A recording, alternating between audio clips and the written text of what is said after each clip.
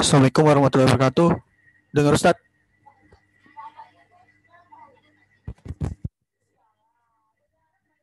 Waalaikumsalam warahmatullahi wabarakatuh. Dengar lagi. Ya, Suara anak siap. kedengeran nggak?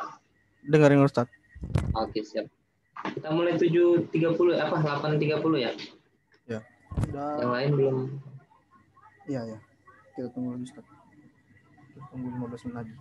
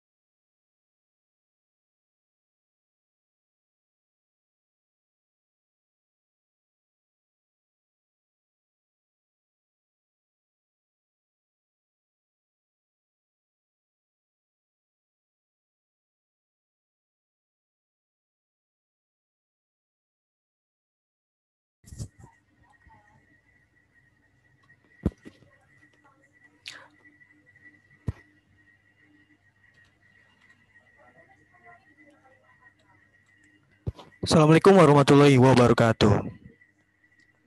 Assalamualaikum. Alhamdulillahirrabbilalamin. Wassalatu wassalamu ala asrofil anbiya'i wal mursalin wa ala ahlihi wa sahbihi ajmain.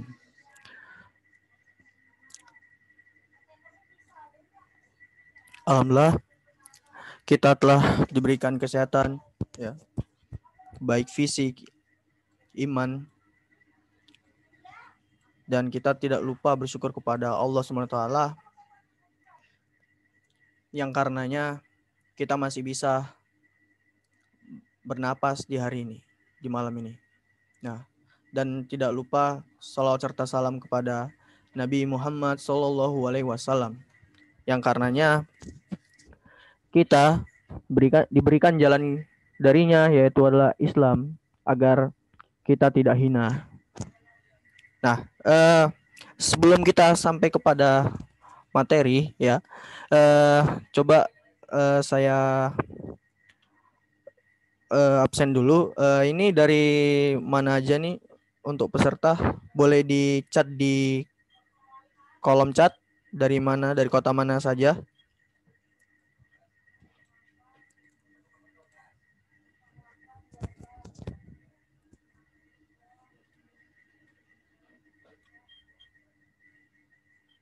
Ada yang dari Batam, ada yang dari Aceh. Oke. Oh, ada yang dari Medan, ada yang dari Jambi. Masya Allah. Nah,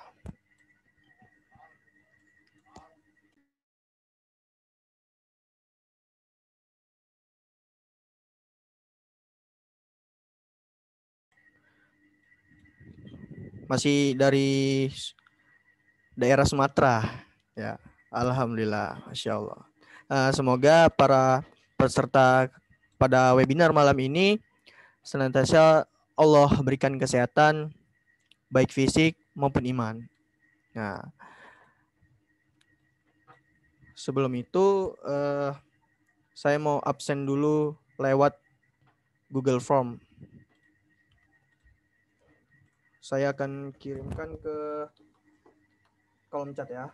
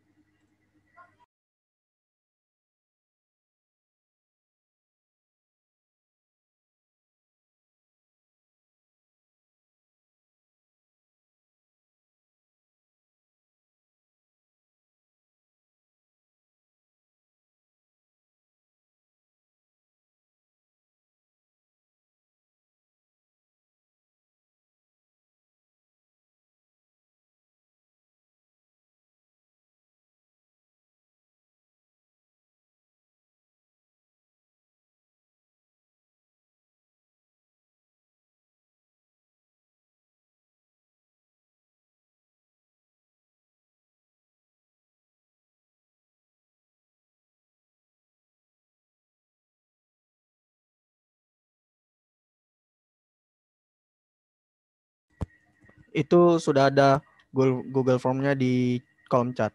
Nah, sebelum kita sampai ke materi, saya sebagai host yaitu bernama Naufal, saya akan memberikan perkenalan dari komunitas idemuslim.com. Nah, apa sih idemuslim.com itu? Nah, idemuslim.com itu adalah wadah literasi pemuda Islam, hadir sebagai media pencerah penggugah pada pemuda muslim beraktualisasi dalam perjuangan dalam Islam, sebagai wadah penjelas akan derasnya arus informasi dewasa ini, hingga kita tidak tahu lagi mana informasi yang benar dan akurat dan dapat dipercaya. Ya, jadi ide Muslim ini, ya, wadah literasi pemuda Islam. Nah, siapa yang menjadi founder dari idemuslim.com? Yaitu adalah Ustadz Effendi Abdullah, SPD CLMQ. Idemuslim.com ini diawali dari kelas literasi batch yang pertama. Boleh dikunjungi websitenya. Siapa-siapa aja sih tim idemuslim.com? Nah, yang pastinya Ustadz Effendi Abdullah sebagai founder, saya Zainuddin Zangki atau dipanggil Noval sebagai IT developer, dan ada Kak Arnisa sebagai staf redaksi dan Kak Zahra Amalia sebagai editor. Nah, lanjut. Ini ada beberapa program dari ID Muslim. Nah, jadi di website ID Muslim itu ada beberapa tema ya tema tulisan yang akan dipost di website idmuslim.com. Yang pertama ada isi Arabic, e-book inspiration, jejak ulama, kajian hadis, millennial, talk, Muslim Youth, dan Real Hero. Gak cuman itu aja ya. Jadi program ID Muslim itu ada yang pertama ada kelas literasi. Nah, di situ kita akan belajar bagaimana cara Muslim menulis ya, tapi bukan sekedar menulis, tetapi menjadi penulis yang Islami gitu, penulis Muslim. Nah, lalu ada kelas tahsin tilawah. Ada juga webinar Muslim inovatif. Dan ada juga nanti kita buat kelas bahasa Arab. Nah, ini boleh di-follow ya untuk sosial medianya, yaitu ada Instagram, ada Telegram, dan yang pastinya ada website juga. Bagi para peserta ya yang ingin berkontribusi untuk dakwah, silakan ya jika ingin berkontribusi untuk membantu dakwahnya ID Muslim bisa dikirim di rekening tersebut. Nah, lalu nanti rekening tersebut akan boleh dikonfirmasi melalui WA dengan saya sendiri. Nah, seperti di dunia game ya. Seperti dunia game, game itu kan punya rules. Di kajian ini, di webinar ini juga punya rules. Apa sih rulesnya? Nah, yang pertama ini harus menggunakan nama asli ya. Lalu menggunakan pakaian dan perilaku sopan, menutup aurat. Peserta wajib mematikan suara saat pemaparan materi berlangsung. Nah, nanti akan diberikan juga sertifikat di saat selesai. Akan dikirim lewat email. Nah, nanti pertanyaannya jika ada yang mau bertanya, tulis tanya, spasi nama, lalu asal kota, lalu pertanyaannya. Nah, untuk pertanyaan secara langsung yang menggunakan suara, klik raise hand, aktifkan video dan audio, lalu perkenalkan nama, sampaikan pertanyaannya. Oke, kita sudah sampai ke perkenalan pembicara. Nah, malam ini kita akan membahas tentang leadership with Quran. Siapakah pembicaranya? Beliau yaitu adalah Ustadz Effendi Abdullah, yaitu founder dari ID Muslim. Nah, beliau itu adalah penulis buku-buku Islami. Salah satu contohnya yaitu adalah Agar Hijrah Semudah Langkah. Lalu beliau ini adalah mahasiswa S2 Manajemen Pendidikan Islam di IAI An-Nur Lampung. Beliau adalah founder idmuslim.com, pengajar di kelas literasi dan mendapatkan sertifikasi Leadership Management in Al-Quran. Nah, tidak perlu banyak basa-basi lagi ya. Kepada Ustadz, saya persilakan.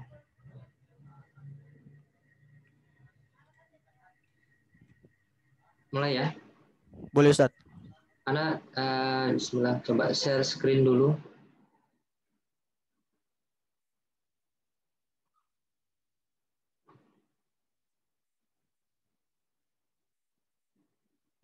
Nah, apakah sudah jelas terlihat? Jelas. Ya. Baik, kita mulai. Insyaallah saya akan coba memaparkan ya tentang leadership with Quran. Sebelumnya saya sapa dulu ya. Bismillahirrahmanirrahim. Assalamualaikum warahmatullahi wabarakatuh. Alhamdulillah. Alhamdulillahilladzi bi ni'matihi tatimmus shalihat.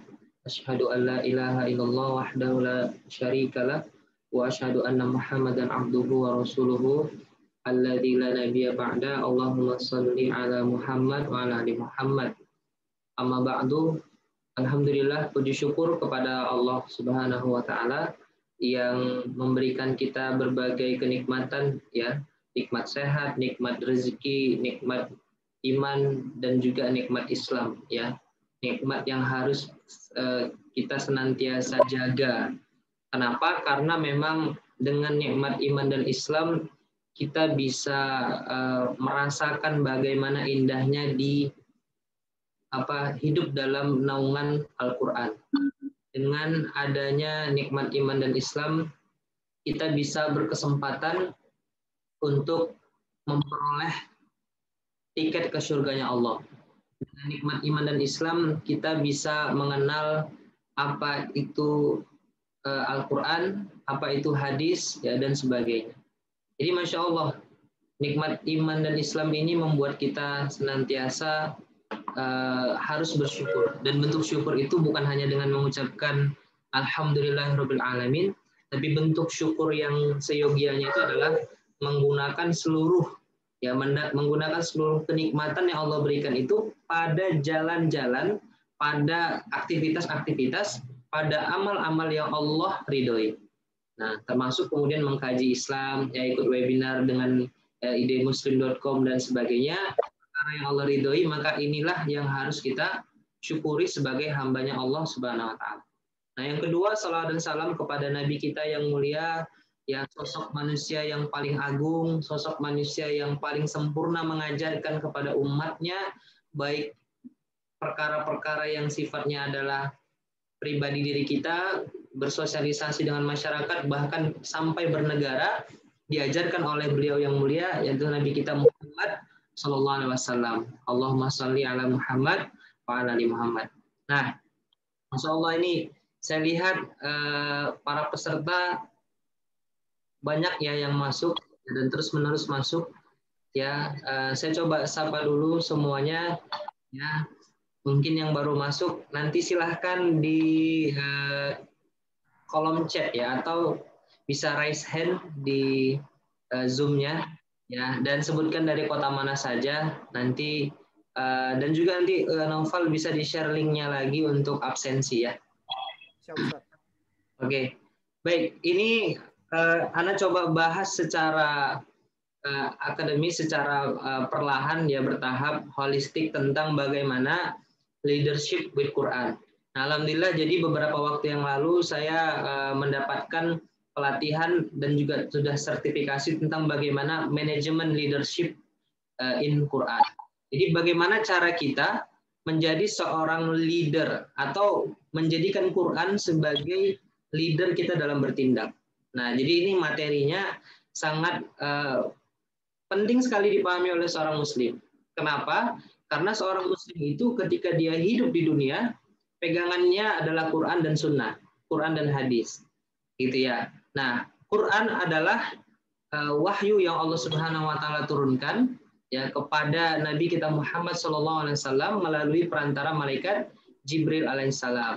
Yang di dalam Al-Quran itu ya dilengkapi dengan hadis berisi seluruh peraturan-peraturan, ya, berisi seluruh kaedah, metode, ya, panduan, ya, apalagi rujukan ya tentang bagaimana menjadi seorang muslim yang dicintai oleh Allah Subhanahu wa Ta'ala.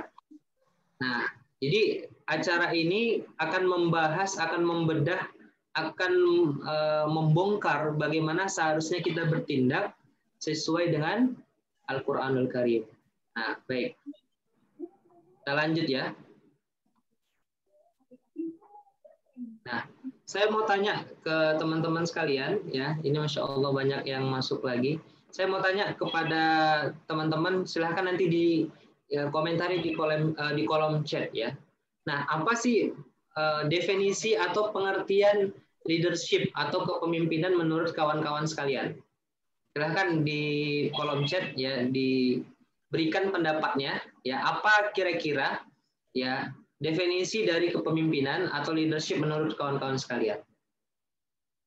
Nah, kita coba diskusi ya. Silahkan di kolom chat, nanti satu kalimat saja. Kira-kira apa yang mewakili definisi dari kepemimpinan?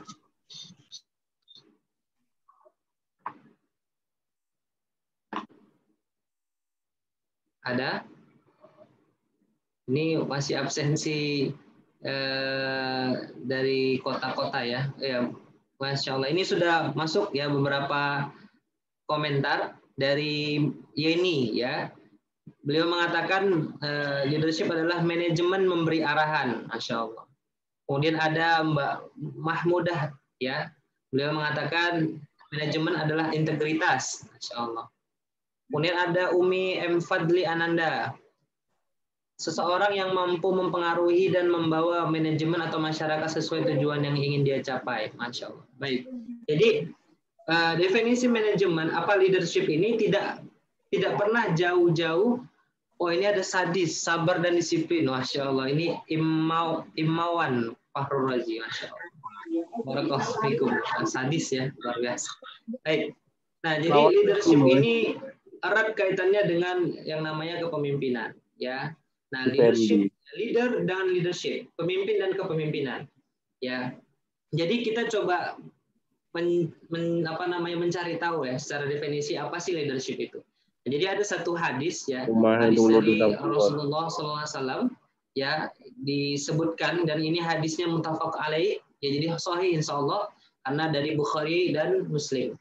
Ya, dari Ibnu Umar radhiyallahu anhu ya, An-Nabi sallallahu alaihi wasallam qol. Ya, dari Ibnu Umar, ini adalah anaknya Umar bin Khattab radhiyallahu anhu atau nama aslinya Abdullah bin Umar. Ya, dari Nabi sallallahu alaihi wasallam beliau bersabda bahwa kullukum ra'in. Kalian semua itu adalah pemimpin. Ya. Kalian semua adalah pemimpin, ya. Wa kullukum mas'ulun. Dan kalian adalah akan dimintai pertanggungjawaban ya an ra'yatihi atas apa yang kalian pimpin. Nah, seorang penguasa dia adalah pemimpin ya, seorang suami juga adalah seorang pemimpin bagi keluarganya ya. Demikian pula seorang istri adalah pemimpin atas amanahnya apa itu rumah dan anak-anaknya. Kalian adalah pemimpin dan semua pemimpin akan dimintai pertanggungjawaban atas kepemimpinan kalian. Nah, jadi sebenarnya yang namanya kepemimpinan itu erat kaitannya dengan bagaimana amanah yang Allah berikan kepada kita, ya kita pertanggungjawabkan dan kita jalankan sesuai dengan apa yang diinginkan oleh Allah Subhanahu Wa Taala. Nah, jadi seorang suami misalnya, dia memiliki tanggung jawab untuk memimpin anak-anaknya, memimpin istri-istrinya, ya kalau misalnya dia punya anak maka juga istri dan anaknya dan sebagainya. Nah, maka dia akan dimintai pertanggungjawaban. Makanya ada satu ayat ya, ku anfusakum wa ahlikum narat, bahwa jagalah dirimu dan keluargamu dari api neraka. Nah, jadi perspektif dari kepemimpinan itu adalah bagaimana dia mempertanggungjawabkan ya apa yang dia pimpin gitu. Dan dengan apa dia memimpin. Nah, kita sebagai seorang pemuda atau seorang muslim misalnya, kita adalah pemimpin bagi diri kita sendiri. Kita adalah pemimpin bagi diri kita sendiri. Nah, maka dengan apa kita memimpin diri kita? Ya, yang itu semuanya nanti di akhirat ya akan Allah mintai pertanggungjawaban terhadap apa yang kita lakukan. Nah, jadi ini adalah leadership core-nya, bahwa setiap dari kita adalah pemimpin. Nah, tinggal nanti siapakah yang kita pimpin dan bagaimana cara kita memimpin. Nah, leadership of Quran ini akan membahas tentang bagaimana Al-Quran memimpin kehidupan kita. Nah, kira-kira begitu. Kita coba lanjut dulu ya. Value of leadership ya. Jadi term ya ra'in sebagaimana disebutkan dalam hadis yang di atas tadi, bahwa pada dasarnya secara etimologi, secara bahasa, secara lughawi kalau bahasa Arab itu artinya adalah penggembala. Ya, jadi seorang penggembala itu dia menjaga, ya dipercaya untuk menjaga gembalaannya. Dalam buku-buku yang berkisah tentang leadership ya, apalagi kemudian yang berhubungan dengan Islamic leadership misalnya, Rasulullah itu selalu waktu-waktu kecil dikisahkan sebagai seorang penggembala. Beliau itu memiliki banyak gembalaan, gitu ya. Dan ternyata itu adalah salah satu cara Allah Subhanahu Wa Taala untuk mendidik Rasulullah agar ketika besar dia bisa menjadi seorang leader. Beliau Shallallahu Alaihi Wasallam bisa menjadi seorang pemimpin karena yang namanya menggembala itu identik dengan kesabaran, keikhlasan, kedisiplinan. Tadi ada teman kita yang bilang sadis gitu ya. Jadi erat kaitannya dengan bagaimana dia bisa, kalau dalam bahasa kita itu meriayah, ya, bisa kemudian mengakomodir kebutuhan seluruh gembalaannya. Umar bin Khattab itu ketika satu malam pernah ditanya sama adiknya, ya, wahai Umar, bagaimana engkau melihat, jadi Umar itu pengembala unta ya di waktu muda. Jadi adiknya bertanya, bagaimana engkau melihat unta-unta itu? Nah, maka kata Umar bin Khattab radhiyallahu anhu, saya melihat unta-unta itu bukan berdasarkan sekelompok unta, tapi saya melihat unta itu berdasarkan person to personnya, per orangnya, kira-kira begitulah bahasanya, per hewannya gitu ya, per hewannya. Sehingga saya bisa mengetahui unta A dengan unta B itu berbeda. Apa yang menjadi kebutuhan unta A belum tentu jadi kebutuhan unta yang B.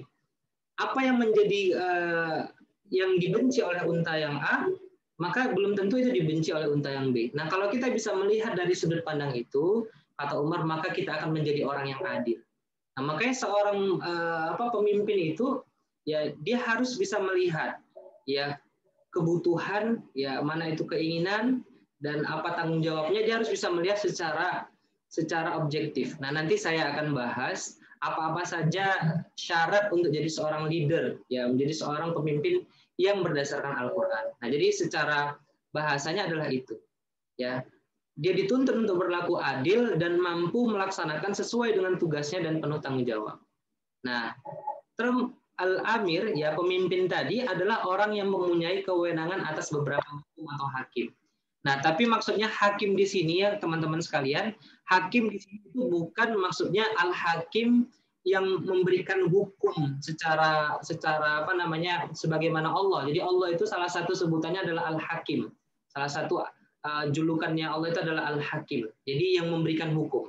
Nah, manusia dalam segi dia adalah seorang muslim, Al-Hakim yang dimaksud pada diri seorang manusia itu adalah fokusnya pada seorang pemimpin. Jadi dia bukan yang memutuskan hukum.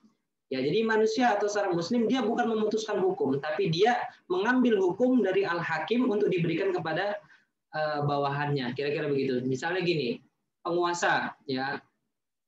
Dalam terminologi Islam nanti saya akan bahas di slide yang berikutnya. Ada perbedaan bahasa, ya, di dalam Islam tentang penguasa. Penguasa itu ada disebut kadang khalifah, ada disebut imamah, ya, atau imam, gitu ya. Kemudian ada juga nanti yang mengatakan sultan dan sebagainya. Nah, mereka bukan membuat hukum, gitu, tapi mereka adalah menjalankan hukum yang berdasarkan apa yang Allah turunkan.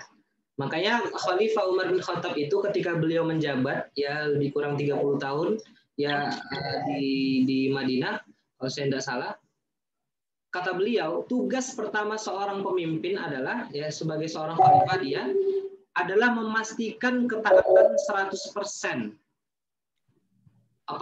Memastikan ketaatan 100% rakyatnya, ya, kepada Allah Subhanahu wa taala. Jadi itu tugas dari seorang pemimpin, ya. Jadi memastikan, ya, ketaatan.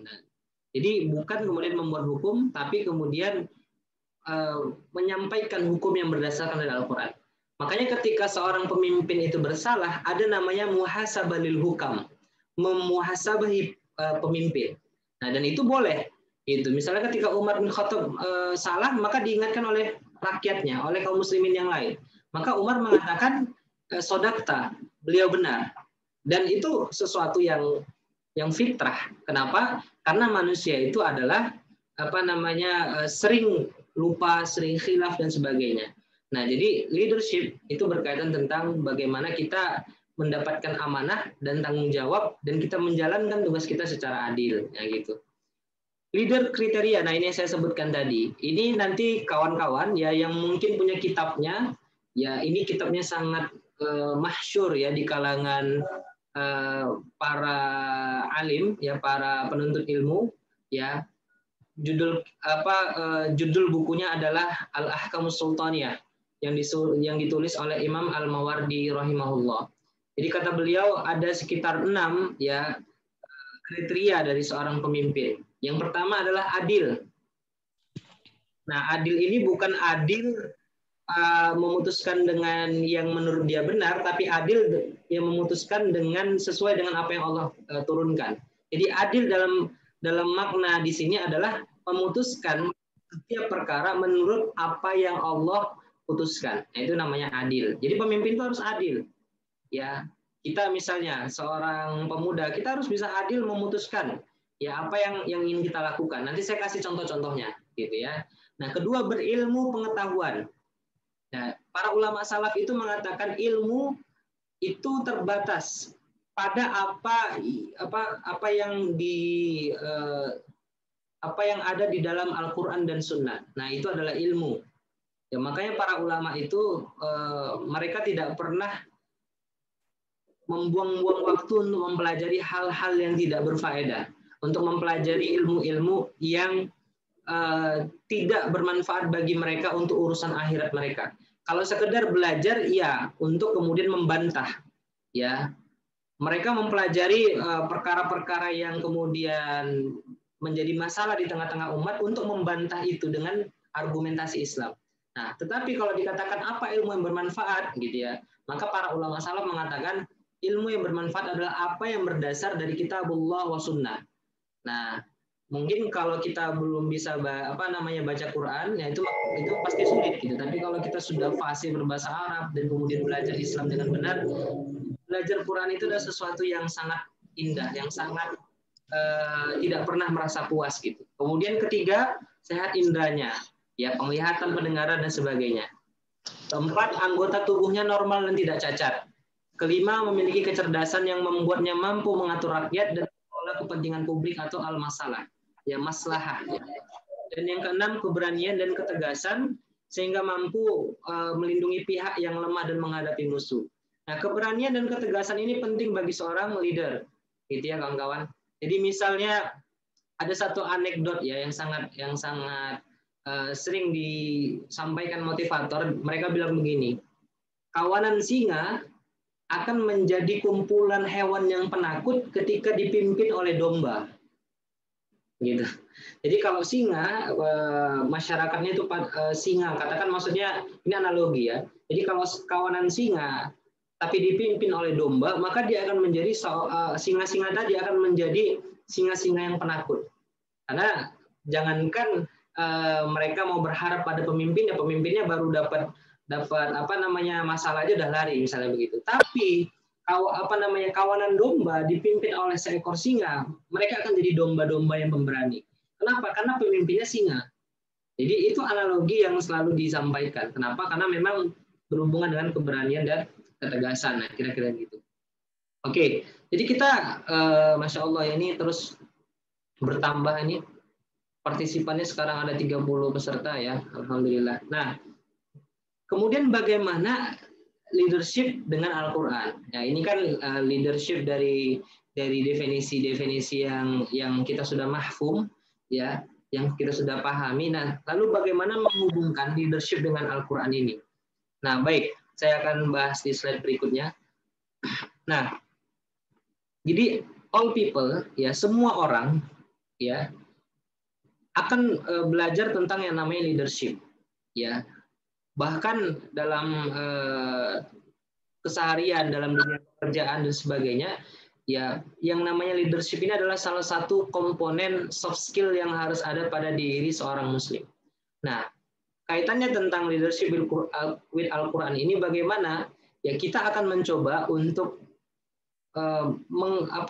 menjadikan Al-Quran sebagai patron kita, sebagai panutan kita, sebagai pedoman ya. Kalau panutan adalah Rasulullah, nah maka Quran ini adalah pedoman kita. Jadi apa yang disampaikan oleh Allah dalam Al-Quran yang telah disampaikan oleh Nabi kita kepada kita, maka itu jadi pedoman. Nah, secara tekstual leadership itu ya bisa diartikan secara bahasa khalifah, kemudian imam, kemudian ini Bilqis dan sebagainya. Khalifah ini di surah Al-Baqarah ayat ke-30 Allah mengatakan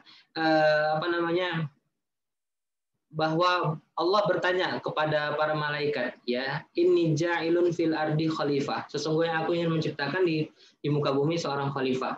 Ya, begitu juga di ayat-ayat yang lain.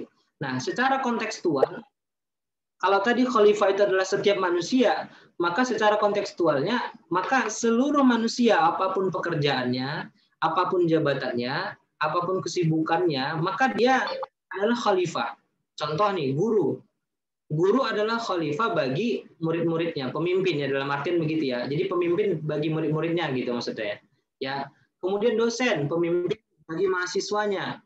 Direktur, pemimpin bagi karyawannya. Manajer juga sama, perawat, pemimpin juga. Kemudian mahasiswa juga pemimpin, minimal pemimpin BEM gitu ya, pemimpin forum-forum mahasiswa dan sebagainya. Dan juga setiap muslim. Minimal kalau kita belum memiliki bawahan, kita memimpin diri kita sendiri. Dan itu lebih susah ya, memimpin diri sendiri itu. Nah, jadi leadership in Quran adalah bagaimana kita bisa meletakkan Quran di atas kemudian kepemimpinan yang ada. Jadi kita ketika ingin mengetahui sesuatu, rujukannya Quran. Ya, ketika ingin mencari tahu, melakukan sesuatu, rujukannya Quran. Nah, kira-kira begitu. Nah, aplikasi dari Al-Quran atau mengaplikasikan Quran, ya. Kata Rasulullah SAW dalam sebuah hadis, ya, hendaklah yang memimpin suatu kaum adalah orang yang paling banyak membaca, menghafal, dan mengamalkan kitabullah. Nah, kenapa? Ada yang bisa jawab, silahkan di-share di kolom chat. Kenapa kira-kira kata Rasulullah hendaklah yang memimpin suatu kaum itu adalah yang paling banyak membaca, menghafal, dan mengamalkan kitabullah? Nah, ayo silahkan. Yang punya alasan silahkan share di kolom chat ya. Apa jawabannya? Kenapa bukan yang paling banyak uangnya kan gitu ya? Karena uang itu erat dengan kekuasaan. Kenapa bukan orang yang paling banyak pengaruhnya? Ya. Kenapa bukan orang yang paling banyak misalnya keturunannya dan sebagainya? Kenapa justru orang yang dia itu paling banyak mengamalkan kitabullah? Ayo. Oke, sudah ada jawaban nih dari Ummi M. Fadli. Karena kitabullah adalah standar kebenaran. Oke, Masya Allah. Ya, jazakillah khair. Ada lagi? Kenapa? Diharapkan dapat menerapkan hukum-hukum syariat secara kafah. Masya Allah. Ini dari Akhi Doni. Dan dari Mbak Yeni. Karena dia pasti punya banyak informasi yang benar. Masya Allah. Baik.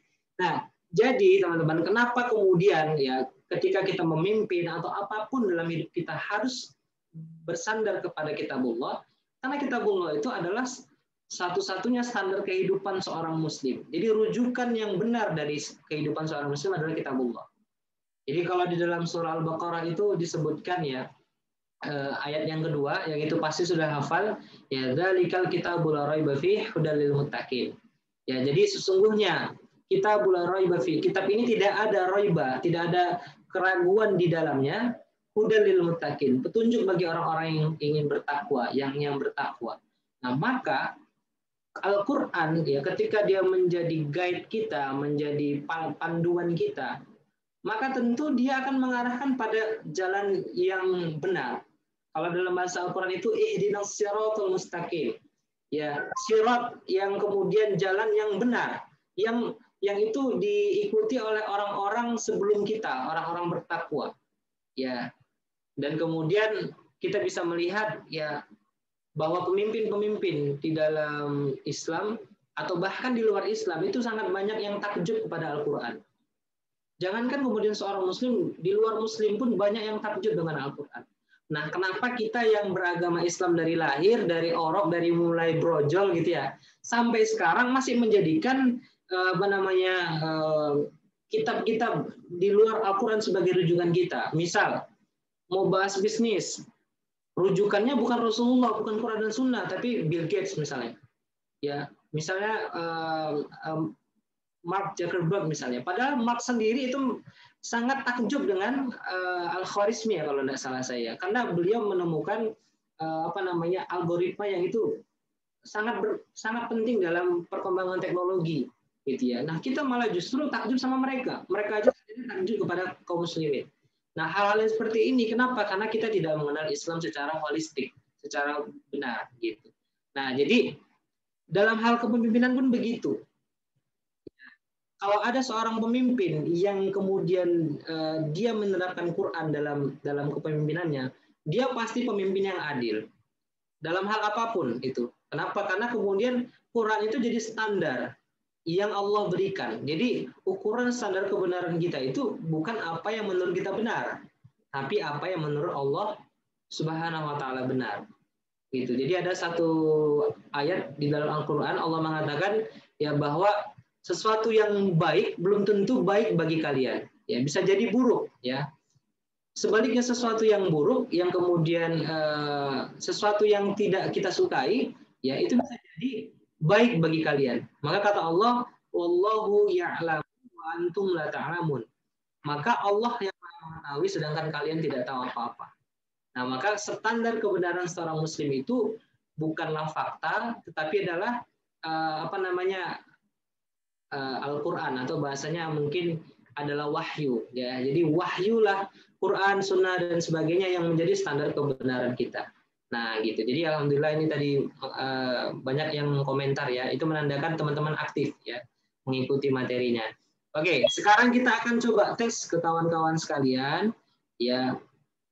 Ada beberapa kuis yang mau saya tanyakan. Kira-kira khair dan syar, baik dan buruk, hasan dan qabih, terpuji dan tercela versi kita apakah sesuai dengan Quran atau belum? Nah, gitu. Kita coba bahas ya. View of life quiz pertama. Nah, kira-kira mana yang paling mana yang baik gitu ya? Mana yang baik? Yang gambar pertama rich atau gambar yang kedua poor, ya yang miskin. Mana yang lebih baik? Kaya sama miskin? Nah, silakan di kolom chat dibales. Mana yang lebih baik kira-kira? Yang miskin apa yang kaya? Kita coba framing berpikir kita adalah dari Al-Quran ya. Mana? Yang kaya, Masya Allah. Oke. Mbak Yeni bilang yang kaya. Ya, ada lagi? Yang kaya apa yang miskin?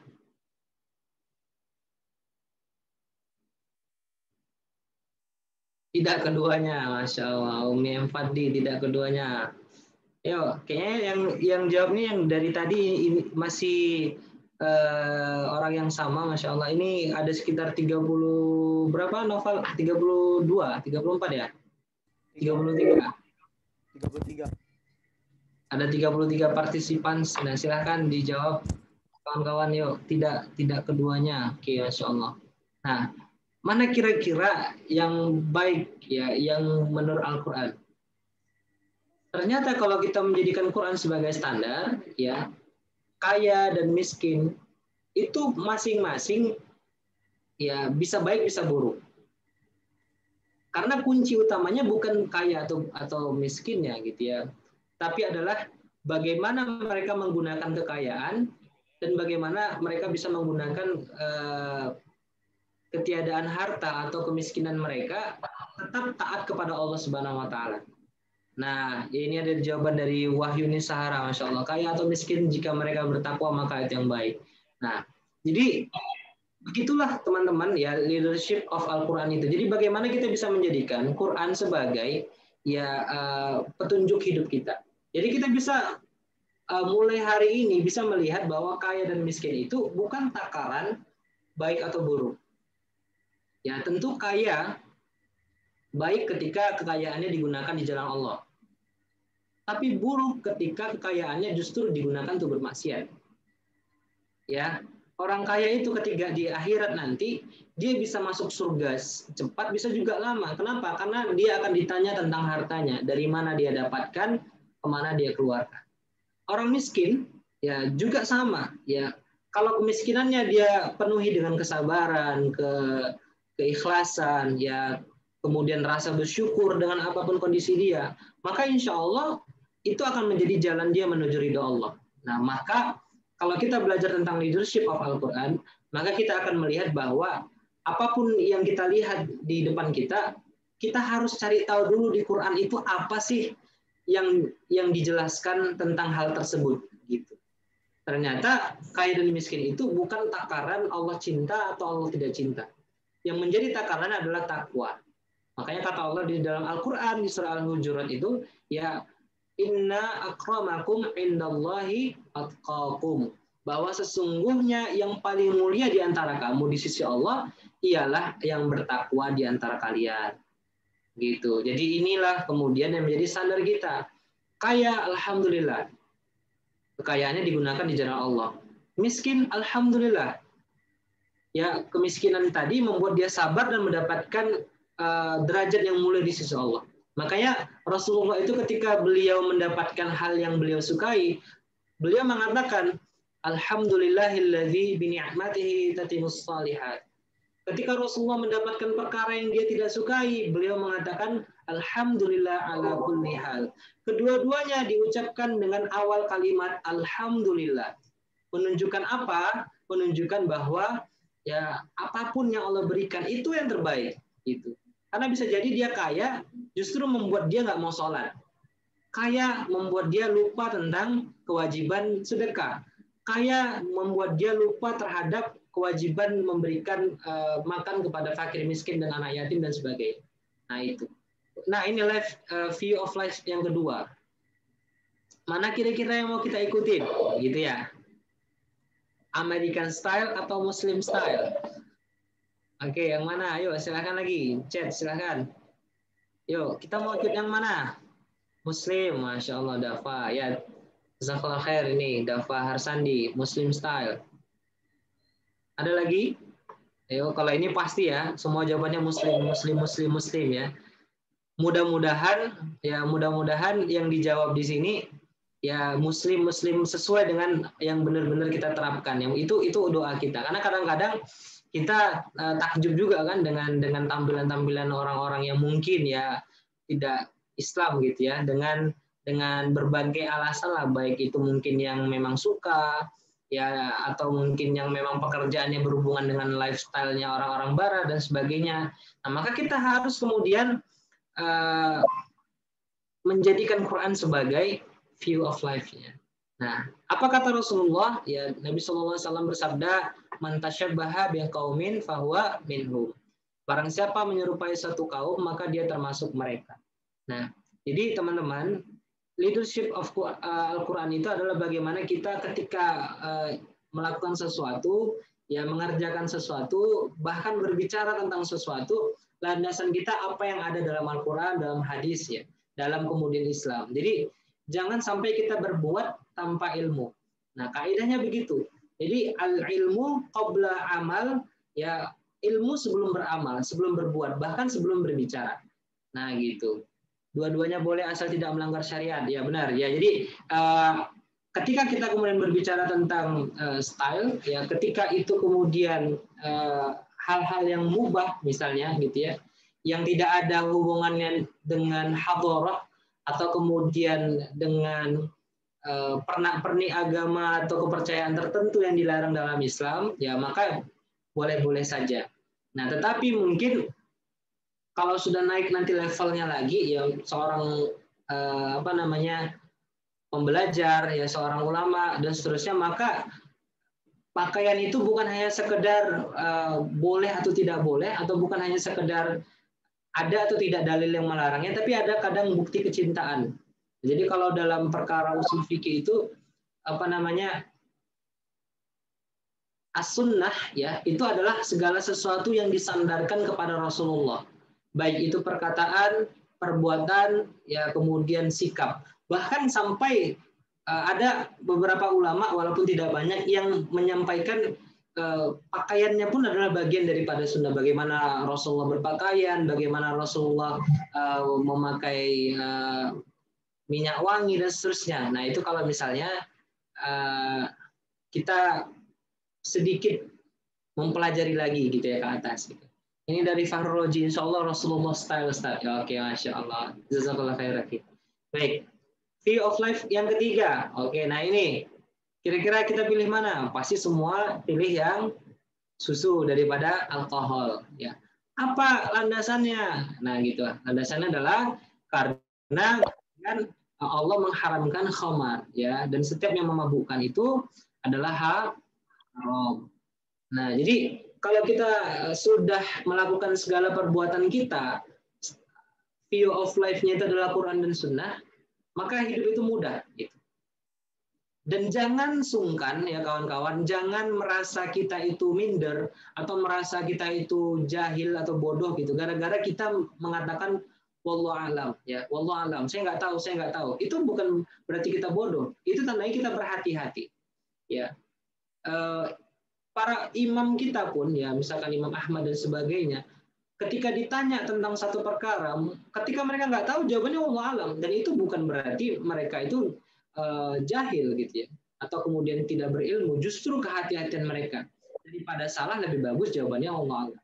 Ya, jadi memang kalau misalkan di antara dua ini ya, alkohol dan susu, tentu kita pilih susu. Ya, karena kenapa? Karena memang kemudian Rasulullah pun ya dalam satu cerita disampaikan ketika Isra Mi'raj juga ditawarin dan beliau memilih susu gitu ya. Nah, dan dalilnya jelas. Dalilnya jelas. Nah, baik. Ya, ini sedikit lagi mapping of life kita. Ya, jadi sebenarnya saya mau sampaikan kenapa kita harus leadership-nya adalah Al-Qur'an, menjadikan kepemimpinan Al-Qur'an sebagai kepemimpinan kita. Karena ya target kita itu di sini ya kawan-kawan sekalian. Ya, target kita di sini dan kita tuh sedang di sini. Jadi kita itu di sini, kita ingin ke sini.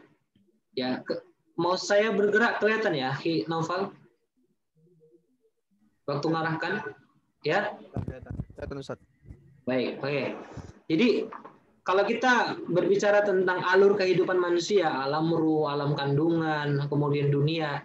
Nah, dunia ini kita ini paling cuma hidup 60 sampai 70 tahun lah. Ya, kalau dalam hitungan kita ya hari ini, pasti kawan-kawan yang hadir di kajian ini, mungkin ada yang usia masih 19 tahun atau 15 tahun, 30-an tahun juga mungkin ada, atau 40 tahun mungkin sudah ada juga gitu ya. Pasti merasa, kok cepet kali ya hidup ini ya. Tiba-tiba udah 40 tahun aja gitu. Tiba-tiba kok yang udah 30 tahun aja. Ya, nggak tahu nanti bentar lagi sudah tua, bentar lagi sudah punya anak, bentar lagi sudah punya cucu, bentar lagi sudah mulai sakit-sakitan dan sebagainya. Ternyata hidup ini hanya antara sore ke sore, ya, nggak terasa gitu ya. Tapi masya Allah, ya, ketika kita wafat nanti, perjalanan kita itu ternyata masih banyak, ya. Makanya kalau ada kawan-kawan kita yang Muslim gitu ya, buat postingan di Instagram gitu ya, innalillahi wa inna ilaihi rajiun, telah berpulang ke rahmatullah Fulan bin Fulan. Kemudian dia buat caption RIP, RIP, rest in place. Kalau saya ngelihat itu ya agak kaget gitu. Kenapa? Karena seorang Muslim buat kalimat atau kata yang begitu. Rest in place itu emangnya dia mau shortcut dari dunia langsung ke surga? Enggak, dia akan langsung dia merasa dia langsung masuk surga gitu sebagaimana pemahaman orang-orang non muslim. Enggak, kita akan melalui hari-hari yang justru lebih berat. Ada alam kubur, ada hari kebangkitan, ada padang mahsyar, ada hari penyerahan catatan amal, kemudian ada yaumil mizan, telaga dan syirat lagi. Baru nanti surga dan neraka, teman-teman sekalian, ya. Jadi masuk surganya kita dan atau masuk nerakanya seorang muslim itu ditentukan salah satunya adalah amal-amal yang dilakukan dia di dunia. Ya. Mungkin kalau kita bertanya zaman Nabi Adam saja, zaman Nabi Adam, umat-umatnya beliau itu mungkin masih menunggu sampai ke sini. Apalagi mungkin kita gitu ya. Nah, maka apa yang kita lakukan di dunia hari ini akan berdampak pada alam kubur, hari kebangkitan, padang mahsyar, penyerahan sampai kemudian surga atau neraka kita. Maka apa yang memastikan agar kita itu bisa selamat di sini, bisa masuk ke surganya Allah Subhanahu wa taala. Kalau kawan-kawan ingin berbicara tentang surga dan neraka, maka silahkan baca kitab-kitab yang berbicara tentang surga dan neraka. Misalnya contoh kitab dari Syekh Ibnul Qayyim Al-Jauziyah, judulnya Tamasya ke Surga. Kalau misalkan kawan-kawan belum punya, silahkan dibeli. Itu Masya Allah kisah tentang surga itu luar biasa. Kalau kita baca kitab itu, kita pengen tuh masuk surga. Bahkan pengen cepat-cepat gitu ya. Kenapa? Karena begitu indahnya surga. Nah sebaliknya juga begitu. Neraka itu luar biasa parah, luar biasa mencekam, luar biasa pasti nggak ada lah yang mau masuk ke sana. Nah, bagaimana agar kita bisa selamat, bisa masuk ke dalam surga ini dengan konsekuensi kehidupan yang masih akan panjang yang akan kita lalui. Ketika kita masih hidup di dunia, pastikan kita menjadikan Quran dan Sunnah sebagai pedoman hidup kita. gitu. Nah, jadi itu sebenarnya kesimpulannya, conclusionnya. Nah, baik. Jadi jadikanlah Al-Quran bukan sekedar bacaan, tetapi tuntunan kehidupan. Membaca Al-Quran itu sunnah. Ya, ingat membaca Al-Quran itu sunnah, tapi menerapkan isi Al-Quran adalah wajib. Ya, dan ketika kita lakukan setiap amalan kita berdasarkan Quran, berdasarkan sunnah, berdasarkan syariat Islam, maka akan dinilai menjadi pahala, menjadi amal soleh yang menjadi pemberat kita di di yaumil akhir kelak gitu. Mungkin itu Akhi Naufal, silahkan kita buka sesi tanya jawab jika ada yang mau bertanya. Tafadhal, jazakumullah khairan.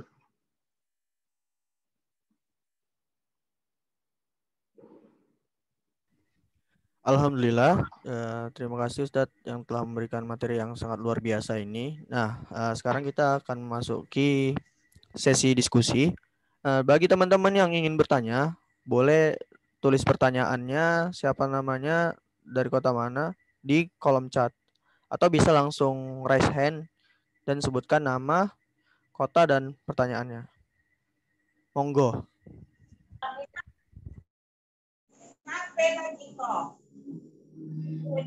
Bagi teman-teman yang ingin bertanya, saya persilakan.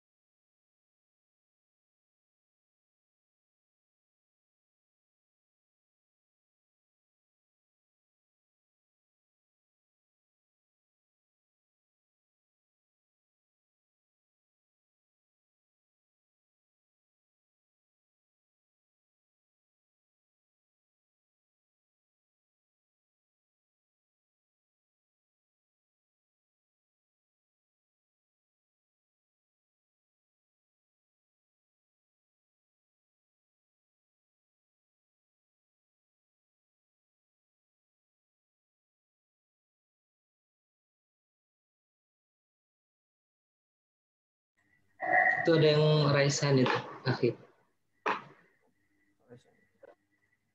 Oke, langsung aja yang udah raise hand tadi untuk memperkenalkan siapa namanya, asal kota, dan pertanyaannya. Assalamualaikum warahmatullahi wabarakatuh, Ustaz. Waalaikumsalam warahmatullahi wabarakatuh. Assalamualaikum warahmatullahi wabarakatuh. Nah, saya Umi, bukan nama ya, nganu anaknya aja. Anda, kemudian tempatnya Kabupaten Bungo, Jambi. Di Jambi, Masya Allah. Ya, Jadi silakan. Ya, izin bertanya berkenaan tentang kepemimpinan. Mungkin sedikit agak saya lencengkan sedikit tentang imam sholat. Imam sholat itu berarti kan pemimpin di waktu sholat. Nah, kalau dalam kehidupan sehari-hari, kalau dia seorang pemimpin salah, dalam Islam juga ditegur. Nah, kalau bagaimana dalam sholat, seorang imam itu ternyata setelah sholat, aktivitasnya malah banyak melanggar syariah. Misalnya ada tempat judi gitu kan, termasuk dia di dalamnya. Apakah kita sebagai makmum, kalau mau sholat pas dia imamnya, apakah hukumnya gimana Ustadz? Kok kayaknya saya kurang bisa menerima. Cuman kadang-kadang kalau mau keluar lagi dari masjid atau musola itu kok kayaknya gimana gitu. Tapi kok imamnya yang itu, kadang jadinya milih-milih imam. Itu mohon penjelasannya Ustadz. Assalamualaikum. Assalamualaikum warahmatullahi wabarakatuh. Syarat jadi imam sholat ya, dan bagaimana kaitannya dengan aktivitas amal ibadahnya ketika sudah selesai sholat gitu ya, Masya Allah. Baik, saya coba jawab dulu ya. Ini leadership dalam hal sholat berjamaah. Nah, kalau kita melihat dari syarat-syarat imam itu kan dalam kitab-kitab fikih banyak ya. Misalnya yang pertama tentu harus beragama Islam. Kemudian juga nanti ya, berakal sehat, ya balik, laki-laki, kemudian suci dari hadas, paham tentang bacaan dan rukun sholat, kemudian hal-hal yang lain lah, ya seberapa banyak hafalan Qur'annya dan sebagainya.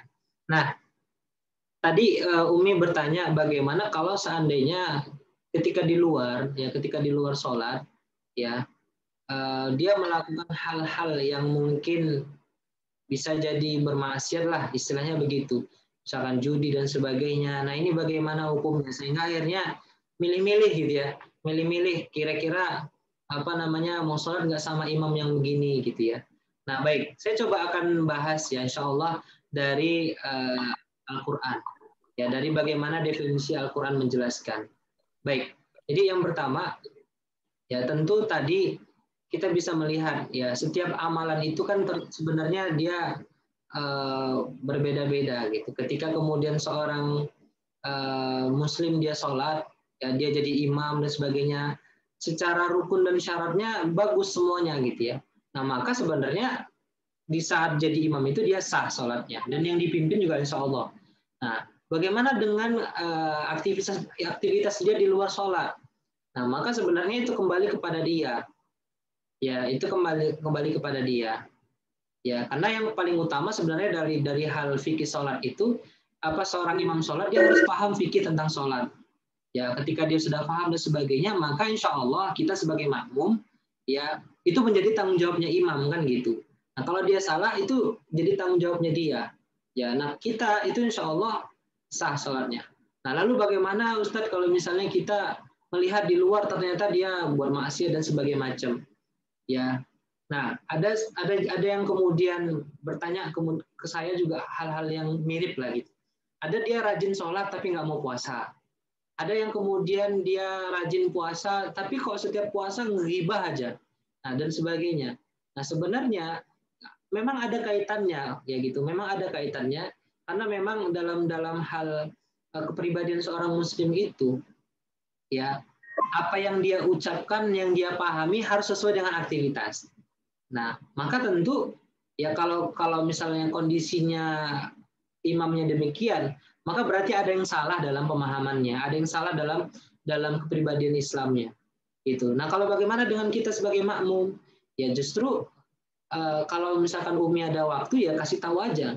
Ya dakwah aja, sampaikan aja. Ya kalau seandainya memang salah menurut kita ya sampaikan aja. Kalau dia misalnya orangnya hanif, maka dia akan terima. Kalau dia tidak mau menerima, ya berarti sudah lepas dakwah kita. Nah, bagaimana kaitannya dengan kita mau sholat di situ jadi males gitu? Ya, maka kemudian ya kalau misalkan kita melihat terus-menerus dia maksiat sebagainya, nggak bisa berubah-berubah, ya sebenarnya kita masih ada pilihan untuk imam masjid yang lain ya dengan imam yang berbeda sebenarnya gitu ya. Walaupun sebenarnya ikut pun kita di situ ketika dia semuanya sah secara rukun dan syaratnya, maka insya Allah sholat kita juga sah. Nah, tapi kalau misalkan kita lihat afdol atau tidak afdolnya, ya kalau misalkan ingin yang benar-benar afdol dan sebagainya, maka ya bisa saja ke masjid yang lain dengan imam yang lain gitu. Nah, saya tahu pertanyaan dari Umi ini adalah ya memang banyak kita lihat gitu ya di kalangan masyarakat kita ya yang kemudian tidak memenuhi syarat atau bahkan mungkin memenuhi syarat tapi kok kelakuannya di luar dari masjid kok beda ya gitu ya. Nah, maka disitulah kemudian ada ada kesempatan kita dakwah, kesempatan kita menyampaikan yang benar dan kemudian dengan itu kita bisa lebih paham ya tentang leadership tadi. Nah, tetapi pada dasarnya insya Allah nggak ini sih. Asalkan kita sudah menunaikan kewajiban kita kan gitu. Nah mungkin itu insya Allah. Silakan kalau ada yang lain. Sebentar Ustadz, itu yang saya sedihkan itu, sesalkan itu, setahu saya itu dari amatan pondok itu dan sudah pernah saya sampaikan Oh begitu. Kali dan ya tetap aja justru nggak berubah. Ya, jadi gimana gitu ya. Kadang kita mau sholat pas imamnya itu kadang-kadang imamnya udah gantian. Masa kita balik ke belakang? Tapi kalau kita mau sholat kok kayaknya enggak ridho gitu. Ini itu aja Ustaz penjelasannya. Masya Allah. Ya.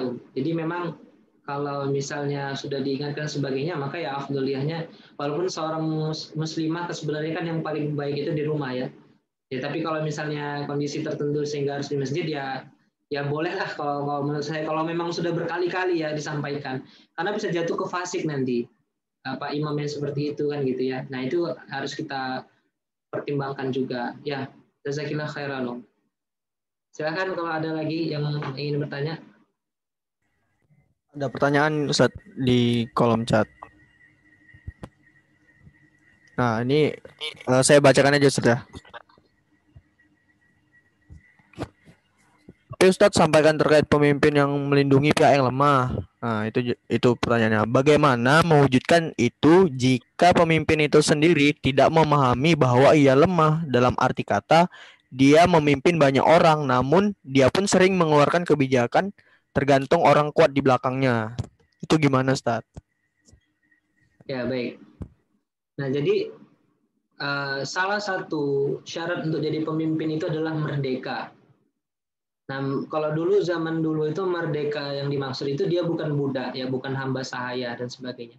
Tapi sebenarnya secara maknawi merdeka itu juga berarti dia tidak diatur oleh orang-orang yang di belakangnya. Dia tidak diatur oleh orang-orang istilahnya tidak diintervensi gitu. Ya, jadi tidak diikut campurin oleh orang-orang yang berada di belakangnya. Bagaimana kalau misalnya ternyata ada pemimpin yang seperti itu, ya, ini mungkin jadi fakta kita hari ini lah gitu ya. Saya tahu mungkin maksud pertanyaan dari saudara kita tadi. Nah, jadi bagaimana? Ya, ketika dia diintervensi oleh orang lain atau diintervensi oleh pihak lain, maka tentu dia tidak akan pernah adil. Dia tidak akan pernah objektif. Dia akan subjektif dengan yang menurut orang di belakangnya lebih bagus, lebih baik, lebih harus dikerjakan sesuai dengan kepentingan yang di belakangnya tadi. Kan kira-kira begitu. Nah, lalu bagaimana kemudian yang harus kita lakukan? Satu, tentu pertama ada namanya muhasabah tadi ya, muhasabah lil hukam tadi, menasihati penguasa tadi. Menasihati itu menyampaikan yang benar. Jadi Imam Ahmad ya, Imam Ahmad bin Hambal kalau tidak salah saya, itu pernah menasihati pemimpin khalifah di zamannya untuk tidak bermaksiat kepada Allah. Ya, bahkan sangat masyhur itu kisahnya bagaimana Imam Ahmad bin Hambal itu menolak mengatakan Al-Qur'an itu adalah makhluk. Itu di zamannya Khalifah Mu'tasim billah. Sehingga akhirnya dia ditangkap, beliau dicambuk ya sampai katanya terlepas ya bahunya pokoknya kalau kita bisa melihat dari kisah itu penderitaan yang dirasakan oleh Imam Ahmad sangat luar biasa. Nah, jadi ketika seorang penguasa dia melakukan kemaksiatan atau kesalahan, maka di amar ma'ruf dengan cara yang baik. Nah, kalau seandainya juga nanti tidak berubah juga ya penguasa yang tadi, maka ya tentu kewajiban kita adalah untuk menyampaikan kepada masyarakat bagaimana yang benar dan seterusnya. Dan itu terjadi di berbagai belahan bumi saat ini gitu ya. Bagaimana kemudian para pemimpin-pemimpin yang mungkin ada yang zalim dan sebagainya. Ya, nah maka itu tugas kita sebagai seorang masyarakat. Nah, jadi kalau ditanya syarat kepemimpinan, sebenarnya itu tidak memenuhi syarat. Gitu. Nah, ternyata ada pemimpin yang seperti itu, maka tugas kita yang muhasabah lil hukam. Ketika disampaikan oleh dia perkara yang ma'ruf, ya maka ya kita lakukan. Kalau misalkan dia menyuruh kita untuk melakukan perkara yang tidak ma'ruf atau yang mungkar, maka nggak usah dikerjakan, gitu. Tidak usah dilakukan. Nah, dan kita sabar dalam hal itu. Tentu kita juga harus memberikan solusi Islamnya kepada setiap yang kita temui kan agar kemudian hal seperti itu tidak terjadi lagi kan gitu. Nah, permasalahan itu sebenarnya kompleks ya karena sudah terpilih gitu misalnya sudah jadi pemimpin. Nah, tapi ingat ya muhasabah yang kita lakukan kepada penguasa itu lantaran kita cinta kepada dia karena Allah. Lantaran kita cinta agar dia itu bisa berbuat baik sesuai dengan apa yang disyariatkan Islam. Jadi yang kita tidak setuju itu adalah kebijakannya, bukan orangnya, bukan kemudian kepribadiannya, tapi kebijakan dia sebagai seorang penguasa. Kalau dia sudah tidak jadi penguasa lagi, dia orang biasa lagi, makanya sudah gitu. Selesai kewajibannya kan gitu. Nah, kira-kira begitu.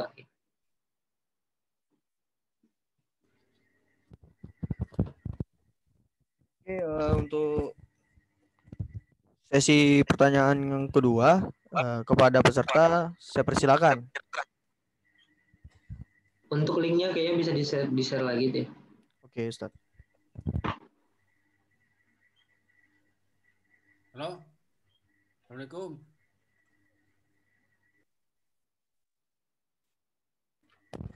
Waalaikumsalam. Silakan Ustadz. Mau bertanya ini tentang tadi terkait imam sholat. Ada yang berpendapat ketika sang imam bacaan tajwidnya kurang sempurna, maka akan disempurnakan oleh makmum gitu. Ketika sang makmumnya ada yang tahu tentang bacaan tajwid. Apakah benar seperti itu? Masalahnya seperti ini, kalau kita bermakmum kepada imam yang bacaan tajwidnya itu benar-benar gitu, untuk zaman sekarang mah kayaknya rada susah itu. Bisa jadi malah pada bubar nanti makmumnya gitu. Sementara makmum yang bacaan tajwidnya benar, kadang-kadang tidak mau menjadi imam. Karena sang imam itu kan kebanyakan tokoh-tokoh masyarakat gitu. Untuk menasihati segan gitu. Apa benar itu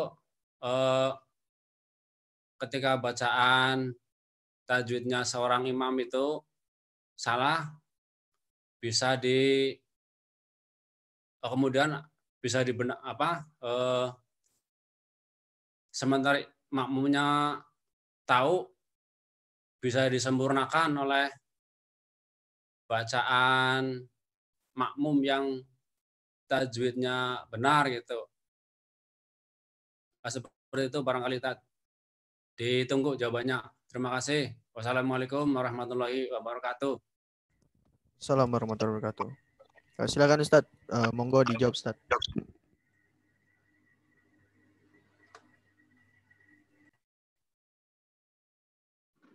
Baik. Kedengarannya suaranya ya? Soalnya tadi ada Bismillah. Ya baik. Tadi jazakallah khairan Pak pertanyaannya, Masya Allah. Jadi bagaimana kalau seandainya ya imam sholatnya itu bacaan tajwidnya salah? Apa yang harus kita lakukan? Ya. Jadi pertama kita harus bisa melihat ya. Yang menjadi seorang imam, yang pertama kan kita lihat adalah yang paling banyak yang paling baik ya bacaan Al-Qur'annya. Jadi sesuai dengan hadis Rasulullah ya bahwa jika ada ya orang bertiga yang menjadi imam, maka lihat mana salah satunya yang paling banyak, yang paling baik bacaannya. Nah, kalau sama-sama baik bacaannya, maka yang paling banyak hafalannya. Jadi kalau sudah sama-sama baik, maka kemudian yang paling banyak hafalannya. Nah, lalu bagaimana kalau misalnya imamnya tajwidnya salah, yang melakukan kesalahan? Ya, sebenarnya begini, kalau dia salahnya salah membaca, misalkan ayat yang dibaca salah, misalkan ayat pertama dengan ayat kedua ternyata ayat keduanya salah, maka tentu ini biasanya makmum yang di belakang membenarkan. Ya kan? Atau makmum yang tahu, yang hafal ayatnya dia membenarkan. Nah, tapi bagaimana kalau misalkan tajwidnya ya, ini kan kadangkala susah dibenarkan ya. Nah, maka kemudian kita lihat ya apakah kesalahan itu merusak maknanya atau tidak. Ya, merusak makna atau tidak. Ya, misalkan ain dibacanya ain gitu misalnya kan. Nah, maka kemudian itu merusak makna, artinya bisa lain, artinya bisa beda. Gitu.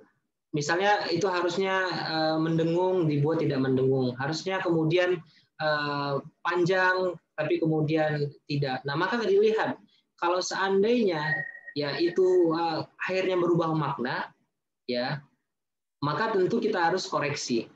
Ya, kita harus koreksi. Ya, kita harus koreksi, kita harus benarkan. Tetapi yang membenarkannya pun ya kalau yang menurut hemat saya yang saya tahu itu bukan di saat sholat itu kalau tajwid, karena memang susah juga kan gitu kan. Nah, maka nanti ketika di luar dari sholat kita nasihati.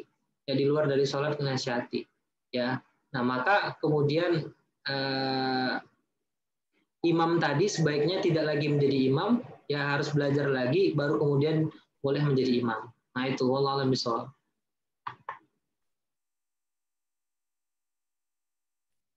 Nah, oke, silakan.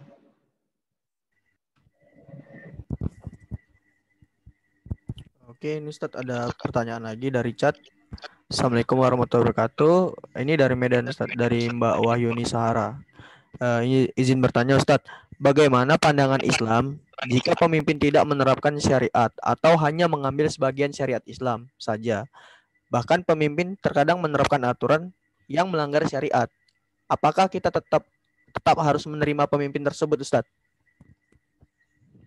Monggo, Ustadz. Baik. Jazakillah khairan Mbak Wahyuni Sahara ya dari Medan. Nah, tentang kepemimpinan ya, pemimpin yang tidak menerapkan syariat. Jadi dua syarat dalam kepemimpinan Islam. Satu, pemimpinnya Muslim. Kedua, menerapkan Islam. Ini harus dipahami ya. Pemimpinnya Muslim, yang kedua dia menerapkan Islam. Makanya lafaz ulil amri itu menurut sebagian ulama adalah pemimpin yang menjadikan Allah dan Rasulnya sebagai rujukan. Artinya Quran dan Sunnah.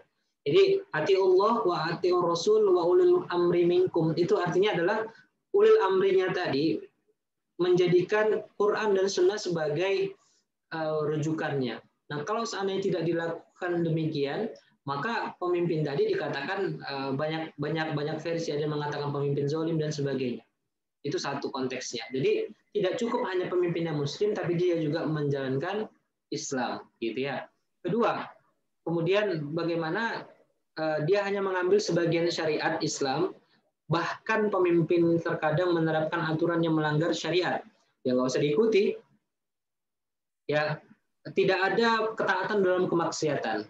Ya, tidak ada ketaatan dalam kemaksiatan. Ya, maka kalau misalkan dia bermaksiat, ya kita nggak usah ikutin. Kalau seandainya dipaksa untuk bermaksiat, misalnya ya, yang itu bisa menyebabkan yang itu kemudian kalau nggak dilakukan oleh kita bisa menyebabkan hilangnya nyawa, ya maka boleh dilakukan, ya. Tetapi setelah itu bertobat, ya. Jadi harus ada kata kuncinya adalah kalau seandainya menghilangkan nyawa, kalau nggak kita lakukan menghilangkan nyawa. Ya, maka ya sudah kita taatin sebatas kita bisa, setelah itu ya sudah.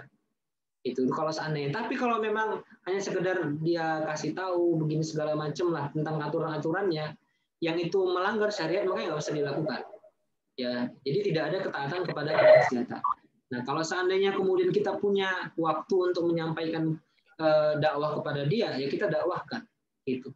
Nah, itu tentang kepemimpinan dari sisi yang harus kita lakukan ya. Ya, apakah kita tetap harus menerima pemimpin tersebut dan sebagainya? Menerima ini dalam hal apa dulu, gitu ya? Karena dia jadi pemimpin juga kan gitu.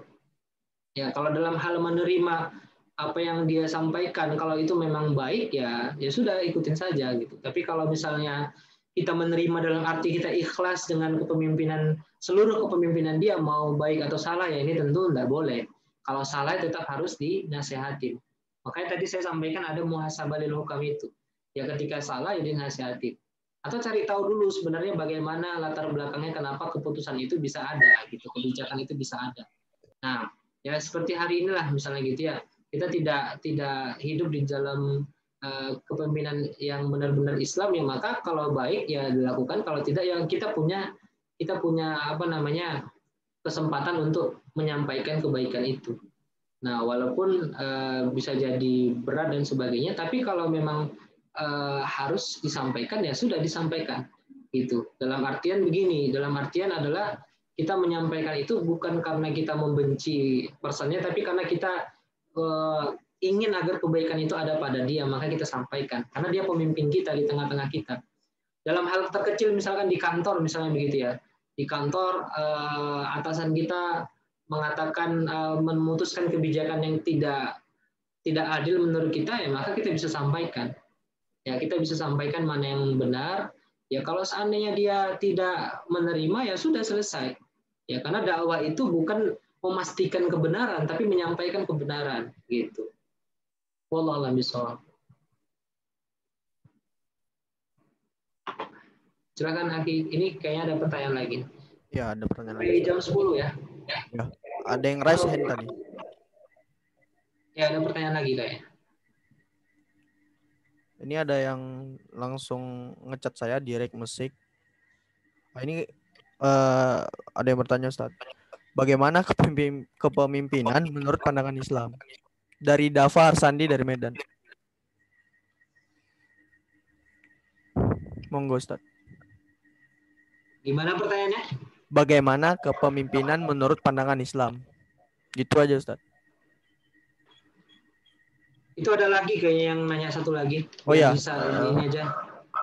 satu lagi ya, ini dari Padang, dari Yozi.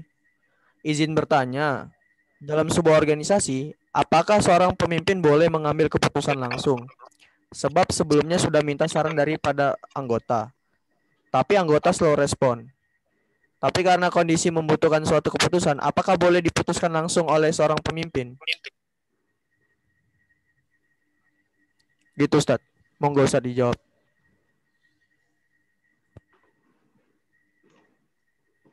Baik, jadi ada dua pertanyaan ya. Saya satuin aja ya. Jadi dalam hal satu dalam kepemimpinan dalam Islam.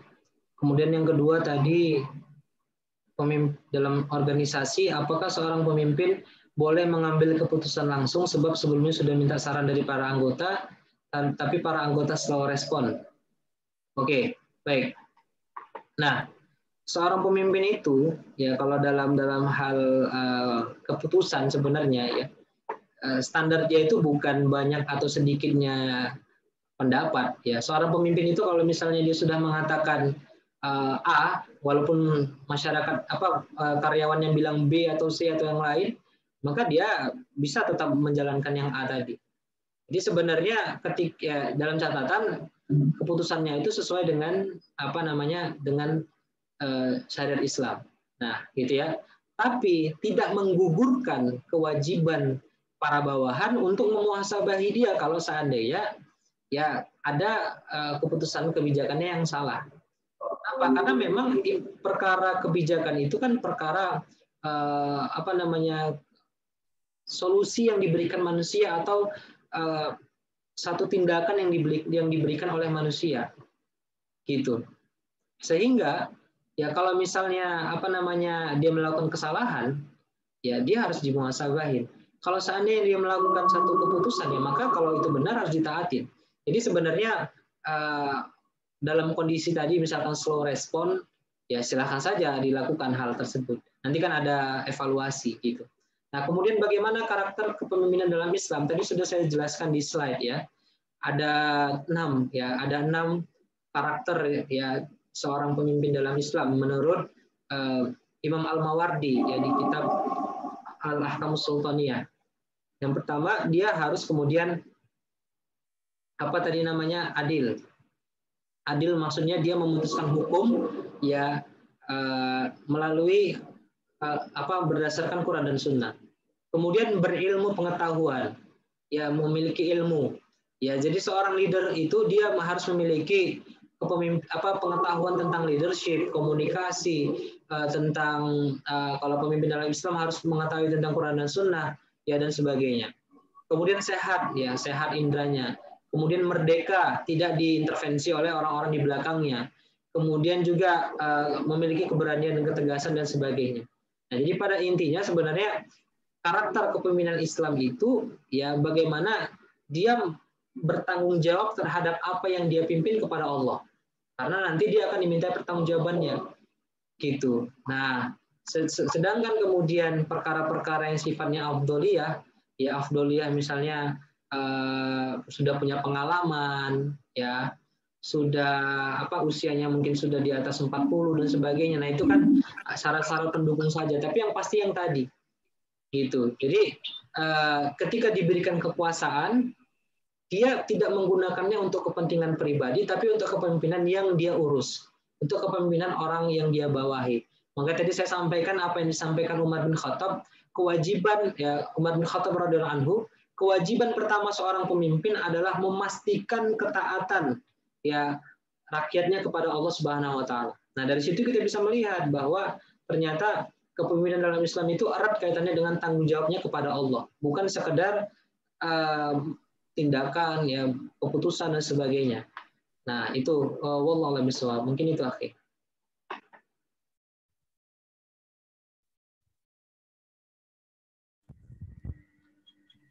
Syukron Ustaz. Ini kita tutup di jam 10 Ustaz. Karena sudah tidak ada lagi yang bertanya Ustaz. Tafadhol, insyaallah. Oke Ustaz. Langsung closing statement aja Ustaz. Karena sudah tidak ada lagi yang bertanya. Ya, baik. Nah, jadi sebagaimana yang saya sampaikan tadi ya, mengemban kepemimpinan berdasarkan Al-Quran, itu artinya kita melakukan seluruh perbuatan kita, asasnya adalah Al-Quran dan kemudian hadis, dan ya hal-hal yang berkaitan dengannya. Jadi sumber hukum kita jelas ya, Quran, Sunnah, kemudian ada juga ijma' sahabat dan qiyas syar'i. Ya, kata Rasulullah, dua wasiat yang ditinggalkan oleh beliau, ya, beliau itu tidak meninggalkan warisan kepada kita berupa harta, berupa dinar dan dirham, tapi yang beliau sallallahu alaihi wasallam wariskan adalah kitabullah wa sunnati.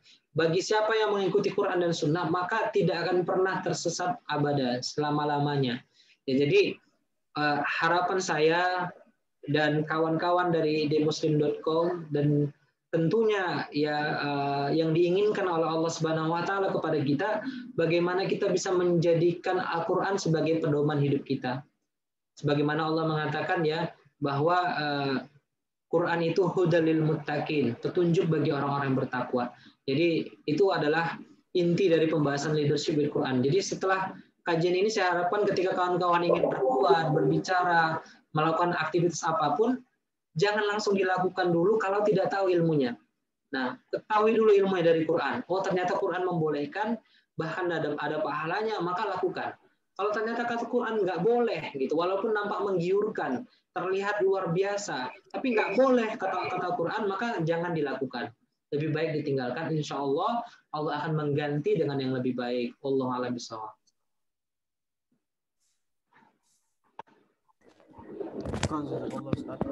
Memberikan closing statement yang luar biasa dalam materi leadership with Quran. Nah,